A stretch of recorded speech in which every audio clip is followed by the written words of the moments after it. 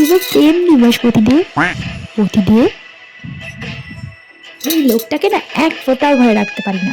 একবার এই পর্বত, একবার ওই পর্বত, একবার সেই পর্বত করে বেড়ায়। গোটা জগৎ সংসার যেন মাথার ওপর জল ঢেলে ফেলে পুরো পাগল।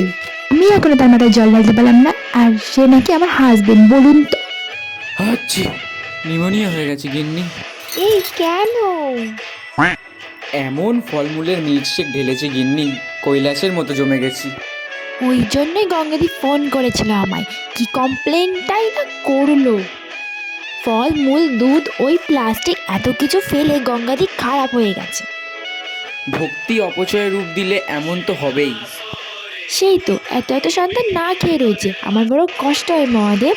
আপনার মাথায় এত দুধ ঢালা হচ্ছে, কিন্তু সেই দুধ সোজা চলে যাচ্ছে ড্রেনে, নয়তো গঙ্গায়।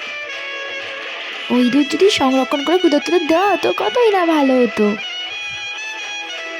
হ্যাঁ গিন্নি, তাতে আমি বেশি খুশি হতাম। আমিও খুশি হতাম। ভক্তি নাহলে পরিবেশ দূষণ একদম ঠিক নয়।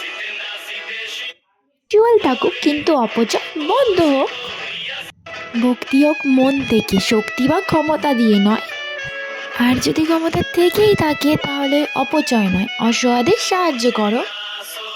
কি বলেন মহাদেব? উফ গিন্নি, ফ্যান্টাস্টিক কথা বলেছো। দেখ, আপনিও না মহাদেব। কিন্তু মহাদেব, আমি এবছর জল ঢালবো না। আমি এবছর জল। আচ্ছা।